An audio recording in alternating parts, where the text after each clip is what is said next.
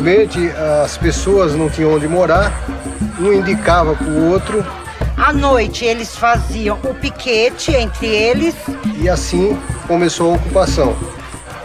Os colegas ajudam, os vizinhos ajudam, final de semana vai encher uma laje, tá a comunidade lá.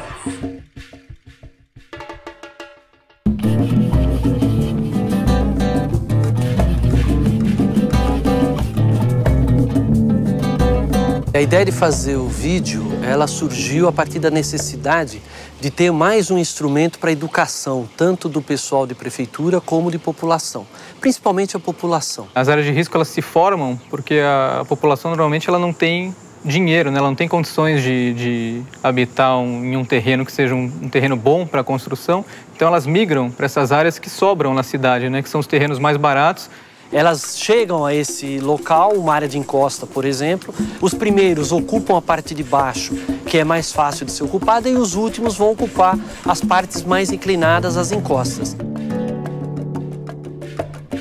Para que você determine se uma área é de risco, você deve levar em conta pelo menos duas coisas. A primeira é o meio físico, a questão de geologia, dos solos, da inclinação das encostas, que é o relevo, e o problema da ocupação, o tipo de ocupação. Se eu tenho moradias de baixo padrão construtivo, elas são mais vulneráveis a ser atingidas por um escorregamento. Se eu tenho uma moradia de bom padrão construtivo, moradias de alvenaria, elas são mais resistentes, ou seja, menos vulneráveis, né, a ser atingida pelo processo. Quando você vai ter uma ocupação, a população faz uma escavação no talude natural, formando então o talude de corte. Esse material escavado é lançado na encosta, formando o aterro lançado. O que a gente observa normalmente nas áreas de risco é a distância que a moradia está com relação à base e ao topo do talude ou da encosta. Quanto mais próximo da base ela estiver, mais fácil de ser atingida por um deslizamento. E quanto mais próximo ela estiver do topo do talude, mais fácil do deslizamento ocorrer e afetar a estrutura da moradia. Vocês veem aqui que nós temos aqui um conjunto de casas que estão bem coladas no barranco. Se a gente tiver um deslizamento aqui, esse deslizamento vai pegar esse fundo dessas casas. A casa deveria estar mais afastada do barranco, não é? O que a gente tem orientado é que a população não façam esses tipos de cortes, né? Evite fazer o lançamento da sua água servida na casa, no quintal do vizinho. Observem alguns sinais de movimentação no seu terreno. A população das áreas de risco, ela também pode exercer o que a gente chama de autoproteção. Ou seja, ela pode observar esses sinais que pode acontecer um deslizamento e tomar a providência de chamar a Defesa Civil e sair da sua casa. Defesa Civil, Cristiano? Sim, é que eu tô com uma rachadura aqui na minha casa. Tá, é muito grande?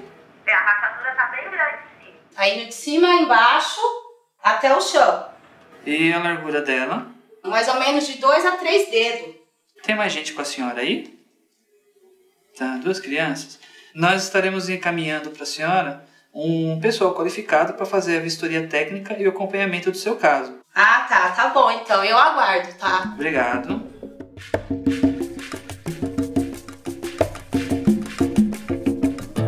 Boa tarde, tudo bem? Tudo bem. Sou o Walter da Defesa Civil, me chamou aqui pra...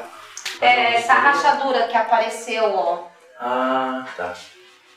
Pelo que eu vejo nas outras estruturas aqui da casa, pra cá tá bom, né? Agora, para esse lado aqui, acho que está comprometendo esse lado aqui, que deve estar movimentando para lá. Rodrigo, me fala uma coisa, a água de lavagem sua vai para onde? Onde é que você lança toda essa água? Tá. Pro canto aqui da casa? Pra frente do barranco? É uma situação bastante crítica em relação, para quem mora no morro.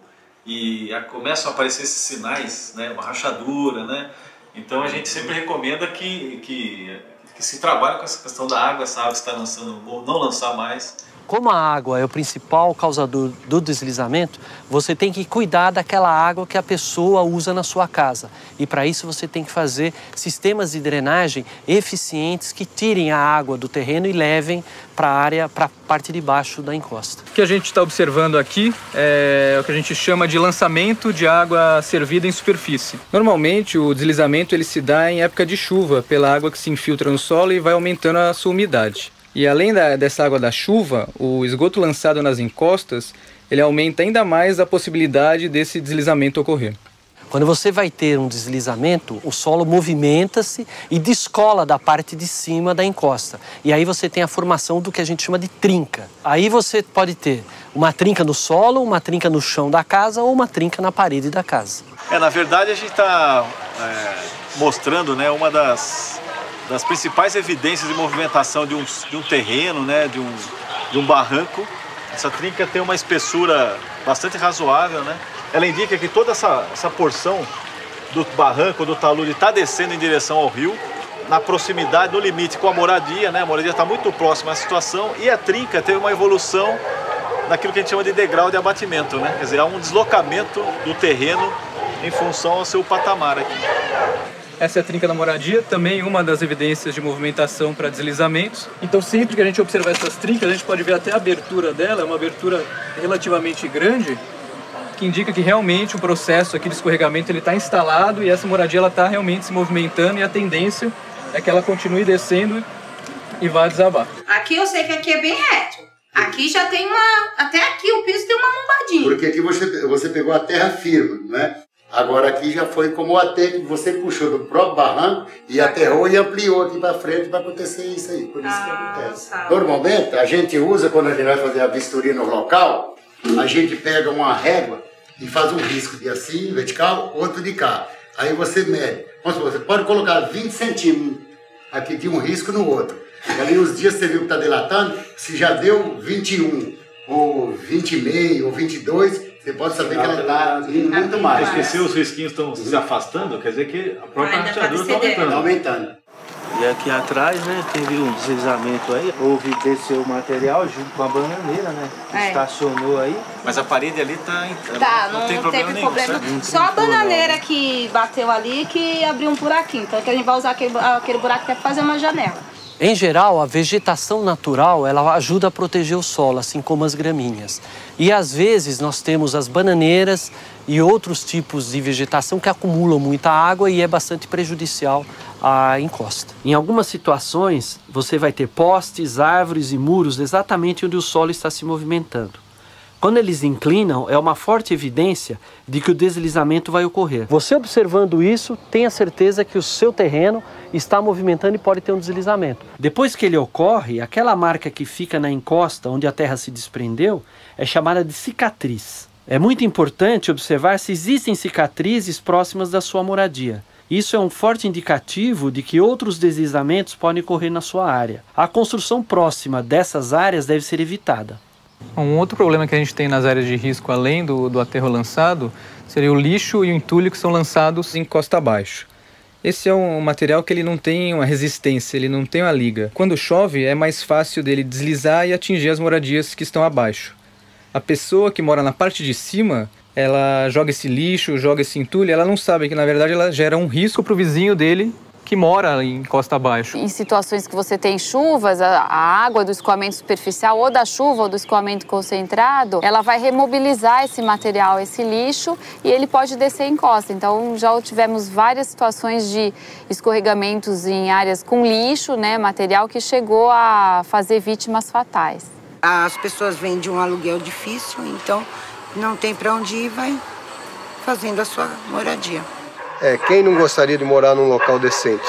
Acho que todos os moradores que moram nessa área vieram para sair do aluguel. Acho que todos gostariam de morar num lugar sem risco, né?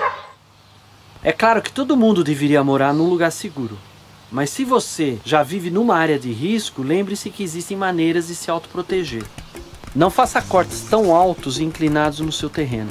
Afaste a casa o máximo possível do barranco. Lembre-se que não é só a água da chuva que causa deslizamento. Não jogue a água e o esgoto no seu terreno ou no terreno do vizinho.